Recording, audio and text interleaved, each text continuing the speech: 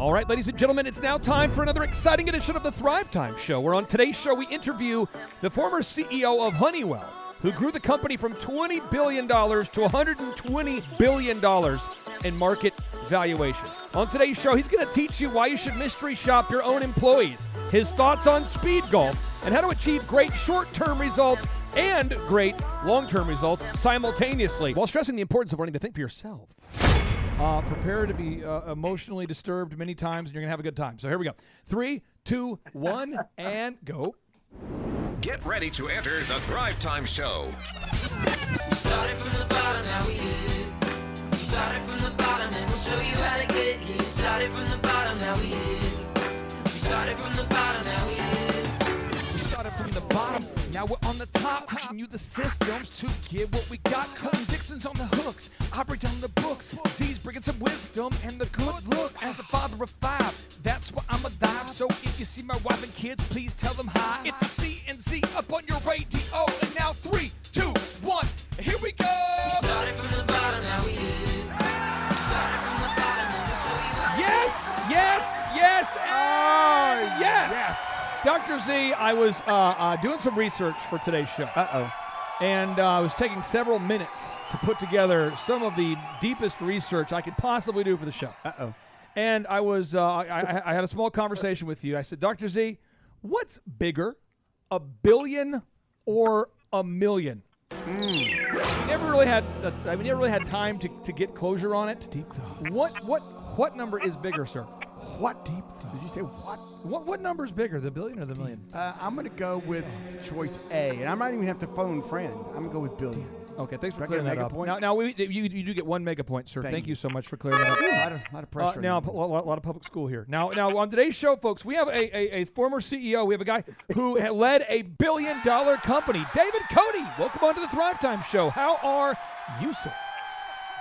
Very good to be here. Sounds like it's going to be an interesting one. Oh, you got that Sir, right. I have to ask you, just asking about the word billion makes me nervous. $1 billion. How big was Honeywell? How big did you help to grow Honeywell to? What size? Well, on a sales basis, we took it from $22 billion to $42 billion, and in terms of value, so that's stock price times number of shares, so total market capitalization, we took it from $20 billion to $120 billion. Whoa! That's a lot of cabbage. It's a lot of hams. I'm going to give you a mega point, sir. Well done. Well done. And I know you did it for the mega points. I just want to ask you, what is it like on a daily basis being the head of $1 billion company? I mean, do you experience a lot of pressure? Do you find yourself talking into a box fan to calm yourself down? I mean, what do you do? What's that like? Well, first of all, I loved my job. It was, to your point, very intense. I can't say that I ever felt stressed. I mean, there were those times where there's a bit more anxiety than others, but I mean, I can't say that I was unable to sleep at night or anything like that. But I spent, 500 to 600 hours a year on the plane traveling around. That's the equivalent of like 23, 24-hour days just being on a plane. And I visited over 100 countries just to meet people, meet customers, talk to employees, that kind of thing. When I was in town, I'd get up at 6:45, and I'd be in my car at 7 o'clock driving to work so that I could get there by 7:10. For breakfast, I always had 2 extra large Dunkin' Donuts coffee and a cigar, which is probably not recommended health-wise by our good doctor here. But that's healthy living right there. It certainly served to get me going for the day. And I made a point of exercising at the end of the night. So even if it was 8:30, by the time I got to the gym, I would still exercise for 45 to 60 minutes, just as a way, because I find it was a good stress reliever for me. It made it easier to sleep at night and just got rid of a lot of energy. Sir, where did you come from? I mean, the success, when you're talking about building a $1 billion business, growing into $120 billion in market cap, that's a lot of money. Where did you come from, and what was it like growing up? Well, mine was, I guess, atypical in terms of what people expect kind of a CEO background is going to be. But I was the first one in my family to graduate from high school. My mom had 2 days. My dad had in a one-year secretarial course, and my dad had 6 months. I grew up in a little French-Canadian textile mill enclave in New Hampshire called Suncook, where I spoke only French till I was 3 years old. I didn't speak any English at all. Really? And my French is vestigial at best now. So we didn't have a lot of role models. And my mom always said, she wished she and my dad had been able to give me better advice about what to do next, but they didn't know, and there was nobody to ask. The thing they did do, though, is I got great values from them, I thought. I didn't appreciate it at the time, but as I got older, I did. And I'm often at times asked, who's the leader that most influenced you? Where'd you learn all your leadership lessons? And I always say the same thing. It's, my mom and dad, they really instilled the right kind of values, and those values were useful as a kid, and they're useful as an adult. So I was casting around. I hated school. Couldn't wait to get out and do something, accomplish something, but I had no idea what. So I had a lot of ambition, but absolutely no direction. So I quit school before I got there. I was supposed to go to the University of New Hampshire, and I quit for a year, tried to become a mechanic, tried to become a carpenter, and realized that I had absolutely no aptitude for any of it. So I figured, okay, I better go back to school. Oh, I enlisted in the Navy and then backed out the day before I was supposed to swear in to be on a nuclear sub for 6 years. Managed to get myself back in school after 2 years, and I was sick. I'd never having any money, but the assistant dean of students called me to her office and said I'd no longer be allowed to live on campus any longer. And I said, well, what did I do? And I had, of course, my jeans, flannel shirt, and long hair, which was the thing then. And I said, what did I do? She said, well, it's not one big thing. You're just a general troublemaker. Wherever you are, there seems to be trouble. And you could tell I'm still pretty proud of that. It's you should be. 45 years later, I'm still proud of it. So I started working nights, going to school during the day, and then I quit for another year with a buddy to become commercial fishermen off the coast of Maine with our own boat. Prepare to abandon ship. We can't row away home. And that didn't work out so well. And he got married, and his wife basically said, you're not going to keep fishing with that idiot friend of yours, are you? And he said, nah, okay. As new wives, I think, have a tendency to do. So I got married, and first month I'm home, wife comes home and says, I'm pregnant, and 4 months later says I can't work anymore. And we're living in this unheated, uninsulated apartment in New Hampshire, which means, yes, it gets cold at night. And I did the math and realized that on my salary running a punch press, I was making $2 a week less than I was spending. And I realized I had $100 in the bank. So I said, okay, I got 50 weeks to figure out what the hell I'm going to do. That's some good math. The only thing I was good at was school. I went back to school. And as you might imagine, I got a 4.0 that year instead of the normal 3.0 I was able to kind of get by with without doing anything. Still worked nights. Then managed to get a job at GE in the finance area. Spent 25 years at GE, kind of worked my way up to running the major appliance business in Louisville, Kentucky. Went to TRW for 2.5 years, became the chair and CEO there, and in 2002 went to Honeywell for the same job. David? Did you meet Jack? I'm sorry? Did you meet Captain Jack? Did you meet Jack Welch, the great one? Oh, yeah, he was my boss. Wait 1 second, sir. I'm so sorry. Oh, yeah, this has to happen. Yes! This man has met Jack Welch! Yes! Oh, gee. I can't handle it. I'm so excited. So what was it like having Jack as your boss? Well, even better, he's the guy who fired me.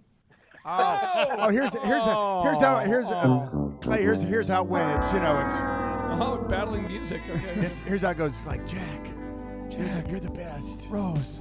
Can I go pour you a Scotch whiskey right now? I'm like, you're the best. He's like, you're begging me, kid. Get out of here. You're fired. I mean, Oh. was it like that? Was it just that How did you crazy? get fired? Walk us through it.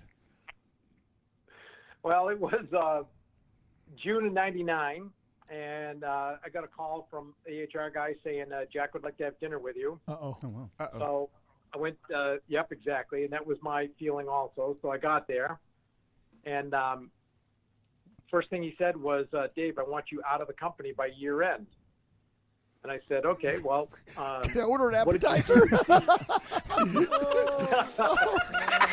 I don't remember what kind of trick we might have had, but and I said, well, what did you see that you didn't like or didn't see that you wish you had?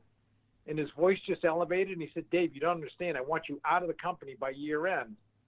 And I said, yeah, I know, but I think I'm better than you think I am. So if there's something I need to address, I'd like to know what it is. And his voice got even louder, and he said, you don't understand. I want you out of the company by year end. I said, all right, I got it. I'll leave. Okay. I never did find out. Did you spend a lot of time with Jack before going out to that bizarre dinner with Jack Welch?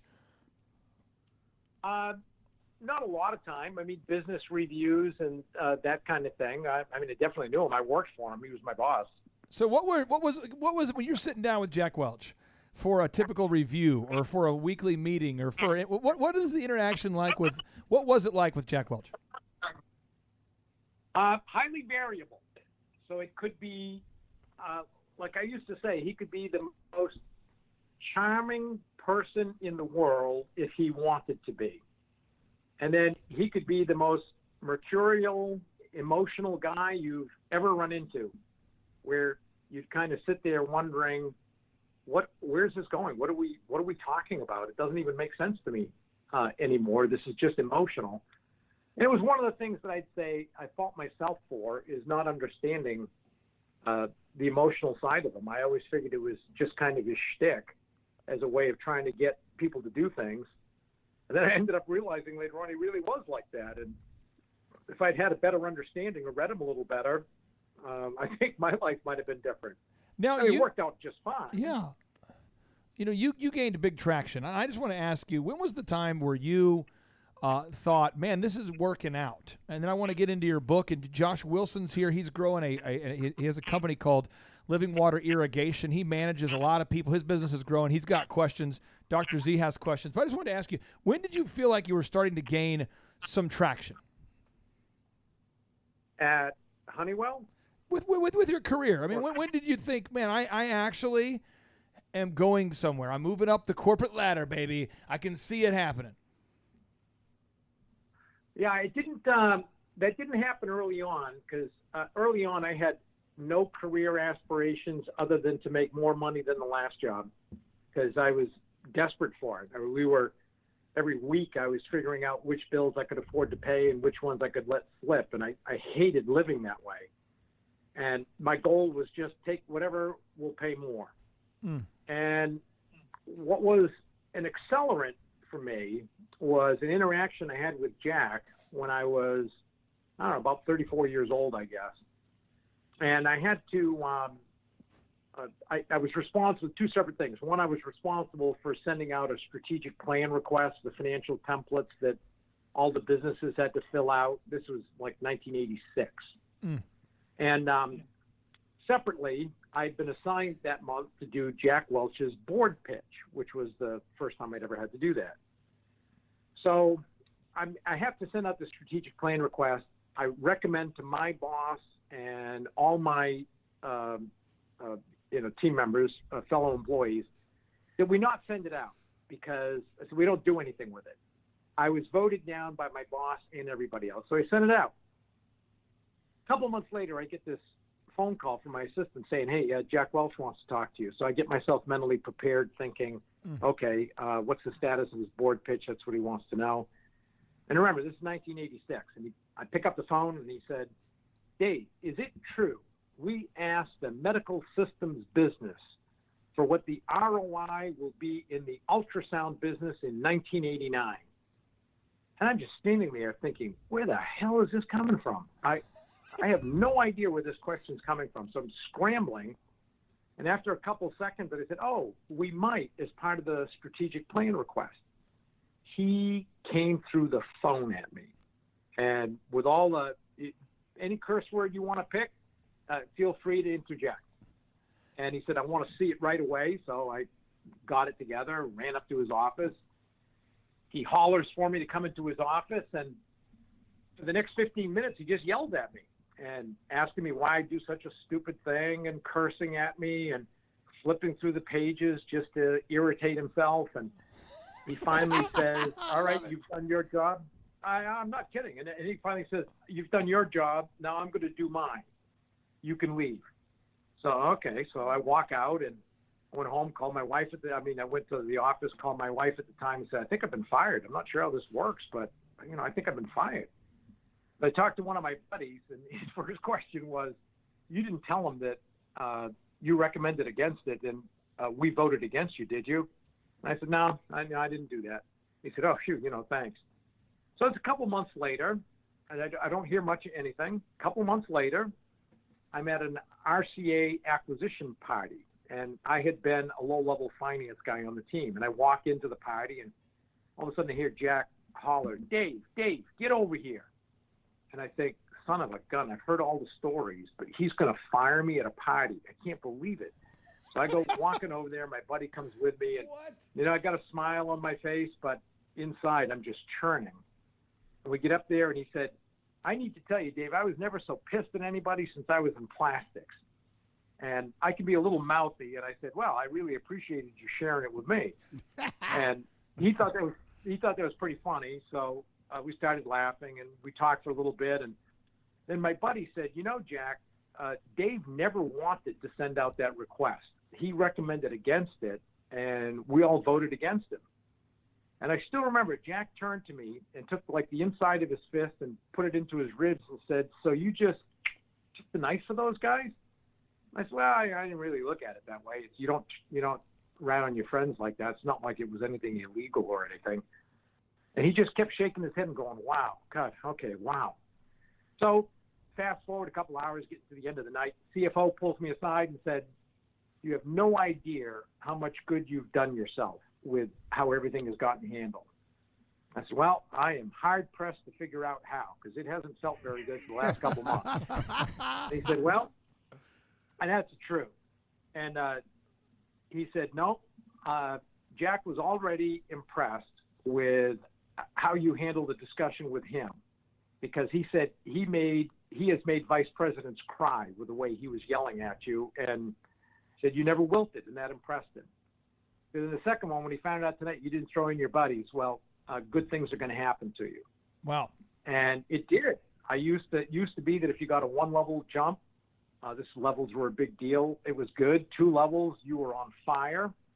And all of a sudden, Jack had me interviewing for jobs that were 3 and 4 levels above where I was. And I got on his radar screen, and he was a huge accelerant to me. And that really propelled me and started me thinking that, maybe I can do bigger things. Now, David, do you... So a longer story, maybe didn't want it. No, it's great. No, it's a great story. Do you... Z has some hot questions for you, and Josh Wilson does too, coming up in just a moment.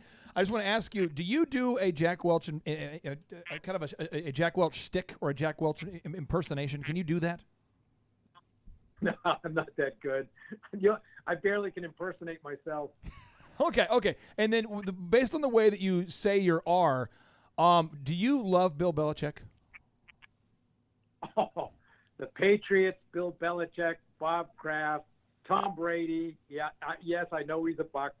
Yeah, I love them all. Good one, Yes! Hunter. Yes. Yes! And how Yes! often do you eat lobster? Lobster, I'm saying. Lobster. As often as I can, and even though we live in Florida, we've arranged with a shipping company up in Boston that ships lobsters to your door so that you can get the real thing. Well, that's why Brady went down there. He's following you. He's following you. Following David. Oh, my gosh. Well, Z, what questions do you have for David Cote? I mean, this guy, think about it. He has been fired directly by Jack Welch. He's also grown a company from $20 billion in market cap to $120 billion. He's had the lows, the highs. What questions do you have before we start interrogating him about his new book? Well, I think what happens is we have a lot of listeners out there, and a lot of people, I mean, our main thing is how to start, grow a business. And I guess whenever it's not your business and you're charged with growing it, did you feel a sense of ownership in any of those? And which one did you feel the most ownership of? And give me a couple of high points in contributing to growing those. Well, I always felt ownership.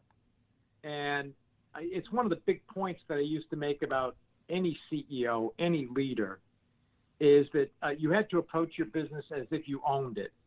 And with any decision that you made for anything, put yourself in the position of saying, okay, I own 100% of this company.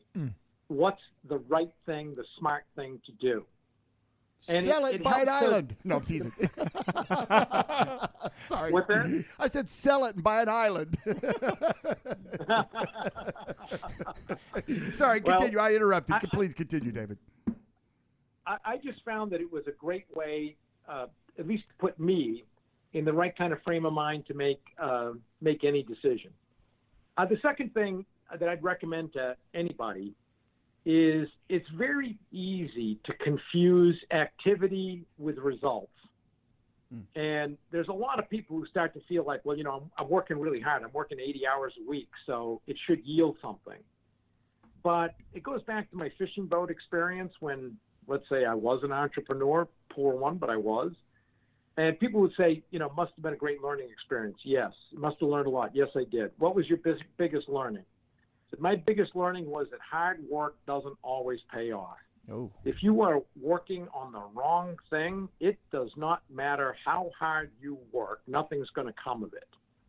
So anybody working on their own business, make sure you're working on the right thing. And I was really impressed with a story I read in Inc. God, it's got to be 30 years ago now, about the guy who founded Sam Adams.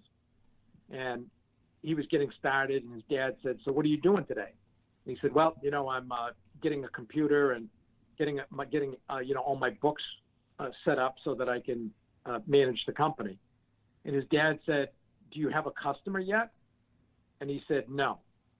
His dad said, well, don't you think you should work on getting a customer before you worry about getting your books right? And I thought that was a great insight into how do you make sure you're focusing on the right thing. It's too easy for people to confuse activity with results. That right there, Z. I'll tell you what. There's your next book. Your next book. We go back after the show and we do a lot of editing to make the intros. Yeah, that right there has to be the intro. Has to. I mean, that's good. That's good stuff. That's good. That's good. David, do you have a tattoo of that idea? I mean, do you have a tattoo? Like, that all the kids today were all the cool kids are getting tattoos. David, do you have a tattoo that says "Quit wasting your time working on the wrong things"? No, but I can promise you. I tell it a lot because I use this a lot at Honeywell, and whenever somebody would talk about something they had done, and I'd be talking about the results, and they'd say, well, we really worked hard on this. We've been working 100 hours a week. And I would say, well, I can't put in the share owners letter that our financial results are flat, but everybody's working really hard. They don't care. You need to have results. So whatever you were doing, you're focusing on the wrong thing. So figure out what the right thing is. That is powerful. And it's a very human thing to do, is to figure, okay, I'm really busy. I'm doing a lot of stuff. So as long as I'm really busy and doing a lot of stuff, then this is going to be great. Well, it's not. If you're out working on the wrong thing, it doesn't matter how hard you work. David, whenever you fired a high-level guy at Honeywell, I mean, because I'm sure you fired several, did you do the dinner move? Did you do or was it more of a, hey, Bobby? More of a, Bobby, hey, would you go get me donuts and a cigar and let's meet at Dunkin'? Did you do the lunch move? What kind of sandwich you like from Subway, Billy? I mean, what was your move on firing him? It would depend on the circumstances. I never did it over dinner because I thought that was a little silly, to tell you the truth. It took too long. Now you got to eat dinner with them after you fire them. That's just, now it's kind of weird. Yeah, it's like taking a fun activity and confusing it with, it's like having a party at a funeral. It just it doesn't seem to go together. Yeah. So no, I never did it that way. I tried to have the occasion get handled with a kind of right grace to get the point across, but do it in as civil and as respectful a way as you could. Now, were you a glazed donut or were you a cake donut? Oh. What donut? With sprinkles? Sprinkles, old fashioned. Or would you mix it up? Pathetically, I like all donuts and almost all muffins, it seems. It's the bane of my life is making sure that I am more careful about that stuff than I want to be. Now, David, as you know, when you run a business, at some point you have to grow from me to we. Yes. Oh. So to give you a little context here, David, Josh had a company that was a startup, 5 years ago maybe? 3, a little over 3. 3 years ago. And now he's doing $300,000 of sales last month. I mean, so you can see the growth is taken off. It's an irrigation company. And a lot of times when you tell people what to do, they might not do it. You got to manage people, and you are an expert of managing people. And so I'd like to know, and then I'm going to get to Josh here, where do you see small business owners or middle managers managing poorly? And what can we do to become better managers? Give us some tips. Sure. Well, first of all, congratulations on your success. That has to feel pretty darn good. So Thank you, David. We congrats really on appreciate the it. Thank you. growth of the business. I have a lot of respect for entrepreneurs and what it takes to get a business started. My youngest son has started his own business, and I've seen what that's like when he spent a year and a half in a 8x10 windowless office trying to get something started and going, and it worked. And I can tell you, I do understand the pain associated with it, so congratulations. Boom. Interestingly, when I went from TRW to Honeywell, I got a question from an analyst, and he said, geez, you used to have 75,000 people. Now you have 115,000 people. How are you going to manage that increase? And I said, well, yeah, that's not that hard, really. I didn't know the 75,000. I'm not going to know the 115,000. It really is irrelevant. So the toughest transition was going from being an individual contributor to having 3 employees, because that's the first time you have to figure out how to get things done through other people and make sure those things get done right. And that is not an easy transition for people to make, because you know how you do things, you know how things happen when you're responsible, and you start to feel that, okay, everybody else is going to be the same way. They're not. Wow. And there's different kinds of capability, and there's different kinds of motivation. And I found 2 failure modes. One is where people say, well, I get good people and I delegate. And I call that abdication, not delegation. Yes, sir. The second one are those people who feel like they need to be into everything. And everyone knows what that one is, the micromanagement. The trick to success is, yes, make sure you have really good people who understand what it is you're trying to get done, and they'll do it. But also figure out, okay, which person needs an hour a week follow-up? Which one needs 5 hours a week follow-up? There are some people who, to get them to improve something, all you have to do is say, you know, you're capable of better work than this. There are others where I used to bring him in my office and say, I'm hitting you with a 2x4, and I am telling you I'm hitting you with a 2x4 because you seem impervious to suggestion that I'm using a 2x4. And learning those things and saying, because some people like to say, look, I'm the boss, people need to adapt to me. Okay, that may make your life easier, but it's not going to make you more successful, because you're only going to be successful if you get good people and you're able to monitor them to the extent you need to and figure out which ones need to be monitored more than others.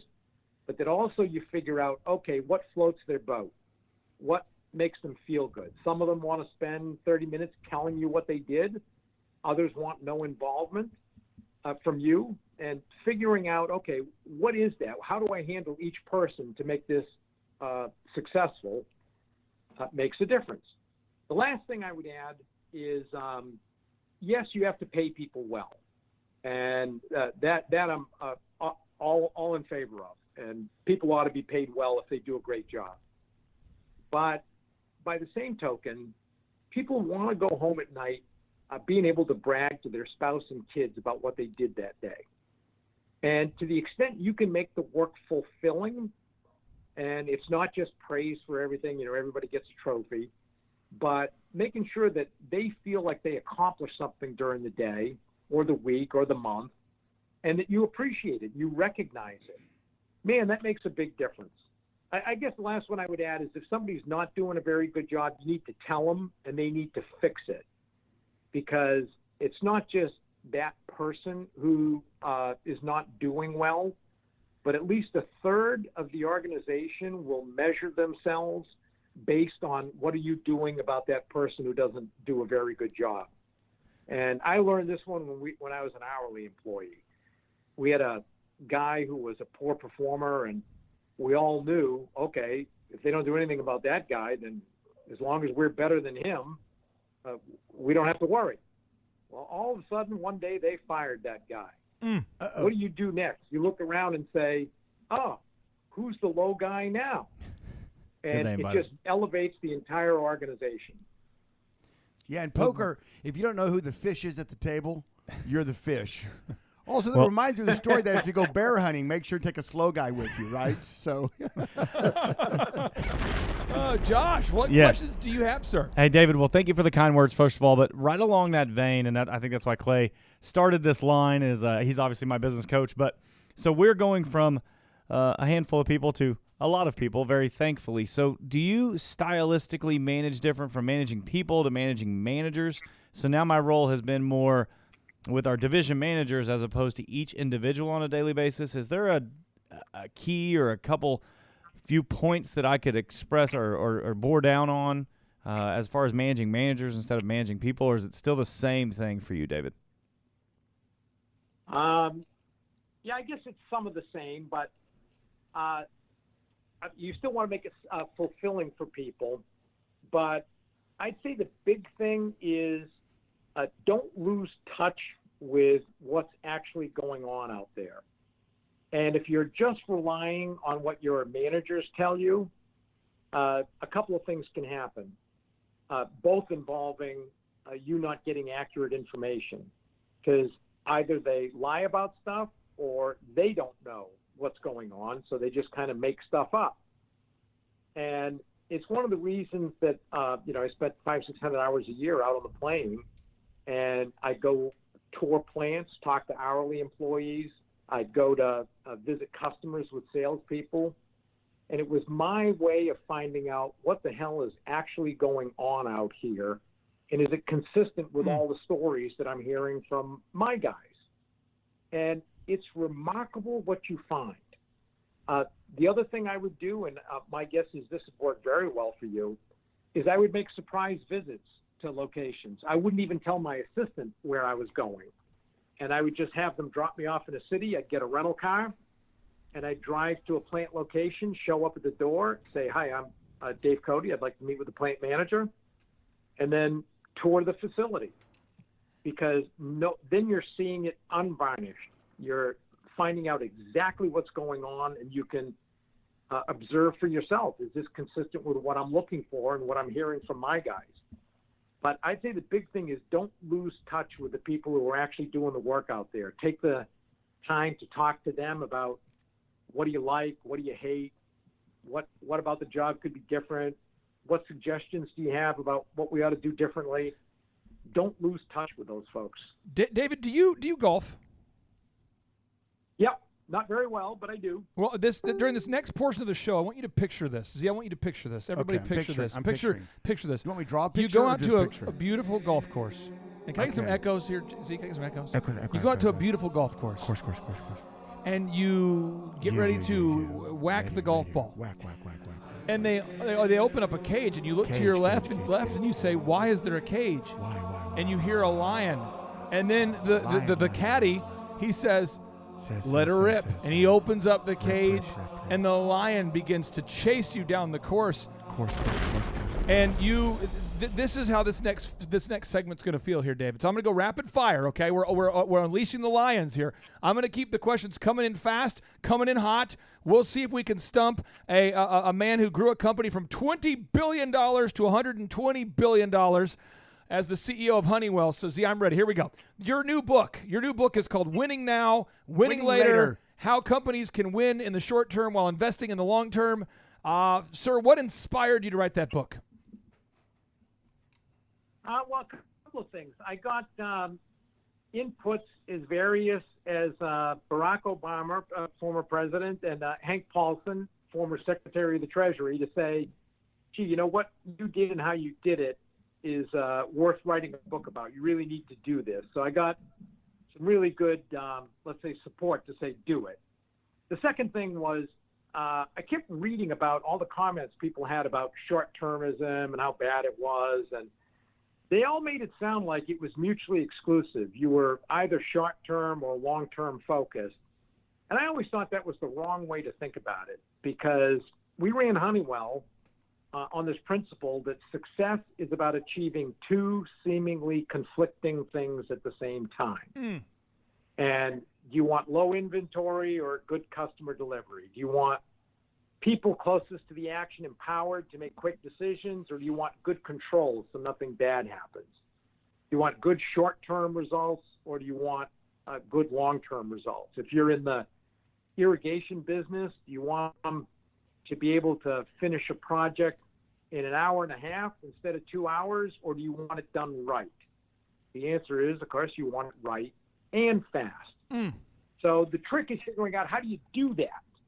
And that's what the whole book is dedicated to, is how did we do that at Honeywell? How did we achieve two seemingly conflicting things at the same time? And that is good short-term results and good long-term results. This is something, David, I'd like to propose this as an idea, kind of a dream mandate for me. I'd like to come out to Florida and introduce you to the game of speed golf, where we compensate for lack of skill with violent urgency. We're focused on the long term, but also in the short term, we don't want to get eaten by a lion.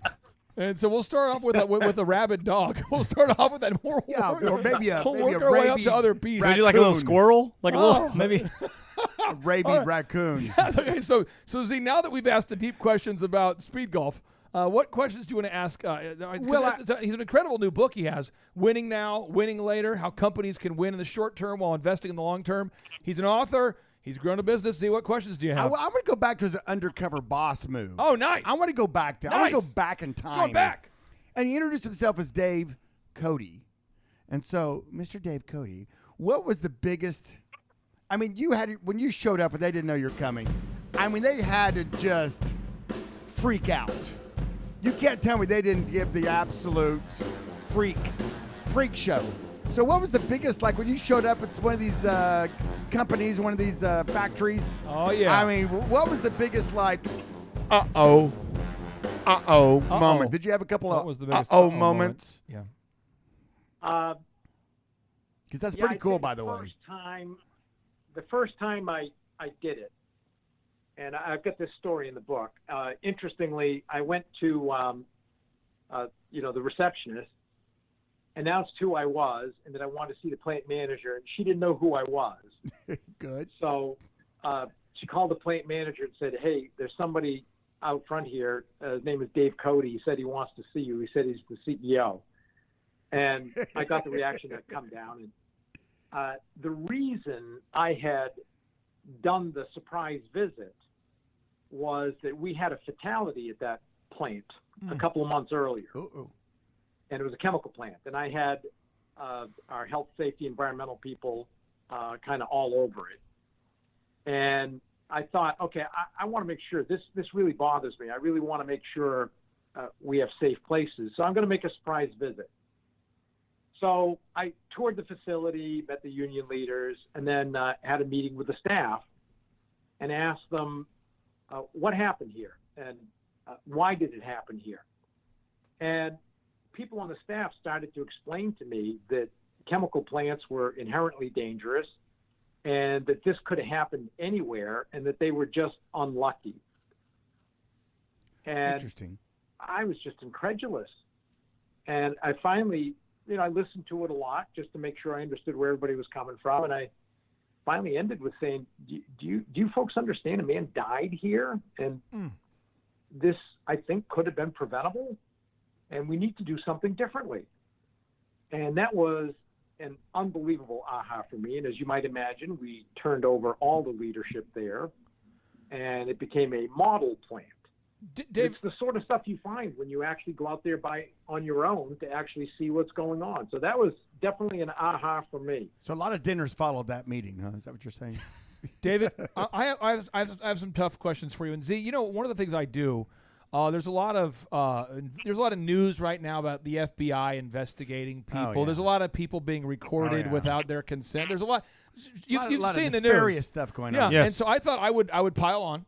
And I would do some deep investigative deep diving, investigating before having David on the show. Well, why wouldn't you? So I went, David. When were you really in the peak of your leading Honeywell? What years were you really just in your full stride? What years?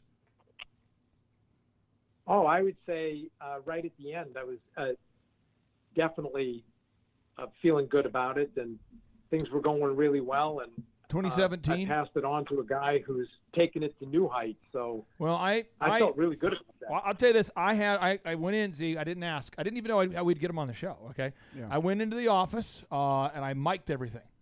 And I kind of mic'd, your move. Yeah, I did. And I mic'd some stuff. And I think this might be audio for David telling the team how to prepare for future recessions. And I want to know if this is actually audio from you instructing your team.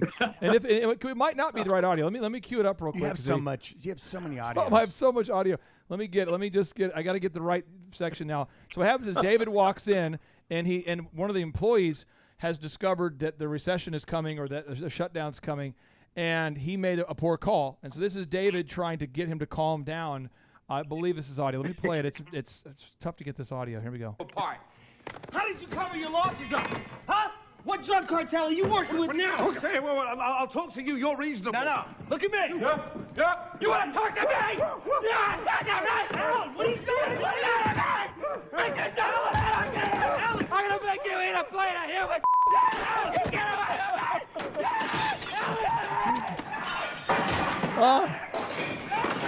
Sir, why would you behave like that? I think that was the meeting that David had with Jack Welch whenever he was mad about the strategic plan. Oh, sir, what tips do you have for navigating a recession? You need to identify for me first. Am I the guy yelling or the guy barking? It was such a crazy situation. You became both guys. I love it. Multiple personalities. You came so unhinged. Love it.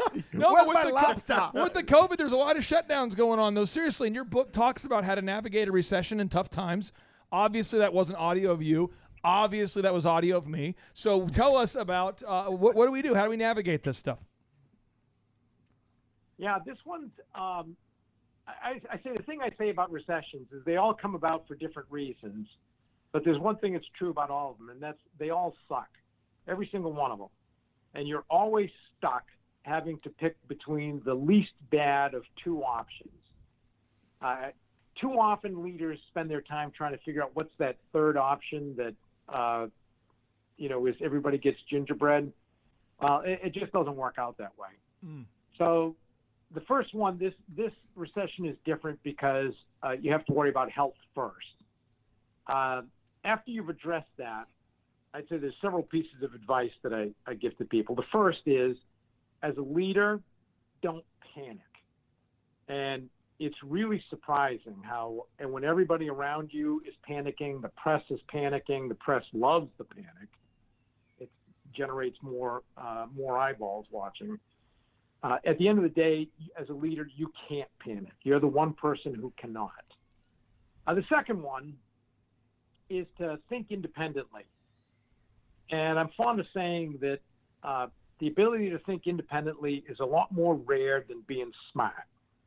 And there's all kinds of smart people who did well in school and can take a test and tell you why something is the way it is. But being able to figure out, okay, here's what's going on. Here's what's smart for me, my business, my organization, whatever it is. Very different. And I benefited there because I had a mom who used to always yell at me to think for myself, and my dad who always said, be a leader, not a follower. And I think that makes a difference, that ability to do that. Third one, don't forget your customer. And it's too often when you're in the middle of tough times, it's easy to forget about your customer. And whether it's short-term or long-term, whether you're worried about investors or employees, Yep. that customer is going to matter. And too often, that's the person that gets forgotten when everything is being cut. The last one would be, in the middle of the recession, be thinking about recovery. And when you're in the middle of a recession, all the media, all your people, all they're talking about is how it lasts like this forever. It's going to suck forever. It's never going to be good again. The world has changed. Well, a little bit of that is true, but in general, for the last 250 years, we've always come back. So I think the betting person says, okay, let's bet we're going to come back. What are the things I do today to make sure that I'm the company that really comes out of this mightily?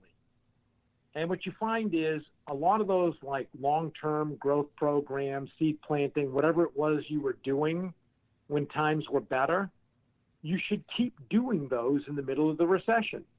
Maybe you fund them a little bit less. Maybe things have slowed down a bit. That's good. But you find a way to keep doing those so that you build fidelity with your customers. And then when you come out of the recession and recovery does come, man, you blow your competitors away. David, I've got time for 3 final questions for you. We're coming in rapid fire here. When you were operating as the CEO and you guys were going 2016, 15, 14, I mean, you were really in a flow. What time did you wake up and how did you organize the first 4 hours of every day? Well, the only thing that was really the same every day, and that was only true if I was in the office, which was only about 50% of the time, are those 2 extra large Dunkin' Donut coffees and a cigar. There you go. On the, I would do my best to read 5 newspapers. So I'd read the Wall Street Journal, then the Financial Times, then quickly the New York Times, then USA Today, and then the New York Post. And it gets easier, because the news doesn't tend to change all that much, so you can kind of fly through the last 3 or 4. And then I would begin with whatever the day was. And one of the things I loved about my job is it was never the same. Every day was different. Yeah. I'd have to go from hour to hour, subject changes, mood changes. I loved that part of it. Now, I would David, say it's a great job for somebody with partial ADD. Now, Dave, Josh has one final question for you. Are you For getting to David. golf quite a bit? Are you down in Florida, Dave? Is that what I heard the guys say? You're down there in Florida? Yeah. So you get to play quite a bit? No, actually, I've been so busy working between this book and my new company, Vertiv, the data center products company, that I really don't have a lot of time to play. I was finally getting to a point where I was going to join a club, and COVID hit. Oh, goodness. So I'm back to square one. Hey, I can get you a free membership at the Meadowbrook Country Club in Tulsa if you want to That's come true. there. Yeah. That's true. I'll get you a free caddy. I'll get you a free free beverage. It plays pretty tight with Free all the chicken trees, sandwich. though, Dave. So you got to hit the ball straight down at Meadowbrook. But there's no alligators on the courses, so that's Hey a guys, plus. with speed That's golf, a you're plus. done in 10 minutes usually. Right. Plus. Somebody loses. Hey, Jason, what's your final question for the former CEO Zohan. who's Yeah. grown a massive company? I mean, a lot of hams he sold. A lot Awful. of hams. I mean, what's a your lot of question? hams. Well, my question is, it's probably extremely stressful being in such a high-level position, and so you have to not only hold people accountable, but you are responsible for just the massive growth of the company. So during that time, you helping Honeywell grow, how often did you end a presentation or a sentence with the phrase, "How do you like them apples"? That's a good question. Very Bostonian. I never ended it with that one. There's a great line from Good Will Hunting, but I would say that every year when I would gather our top 300 leaders together and I would do my wrap-up pitch, they all knew my ending phrase was always going to be, now let's get out there and kick some ass. Yes. And they knew I was going to say that, and it was one of those things they just waited for all the time. Brother, I appreciate you so much for being on the show. I really do hope you get into speed golf here in the not-so-distant future. It really has a future, but it needs a great leader like you to lead the revolution Speed golf. Maybe you could be the CEO of speed golf. Oh, Maybe Well, that. anything that would make golf faster, I am all in. I'm all for that. I agree with you there. I agree with you All fully. right. Well, hey, We David, concur. we appreciate you so much. Hope you have a great rest of your day, sir. Thank you. It was fun. This was a little different than what I expected, but it was fun. You're a stud. We appreciate you. Wow, what an incredible show. The guy was actually fired by Jack Welch and then went on to become an epic success story. Thrive Nation, it's not about just learning knowledge. It's about doing. We don't want to be just hearers of these words. We want to be doers of these words. It is absolutely important that you listen to each and every show and you ask yourself, what can I apply as a result of what I have just learned? What can I apply as a result of what I've just learned? And now, without any further ado, we're going to end this show with a boom. So here we go. Are you ready? I'm ready. Here we go. 3, 2, 1, boom.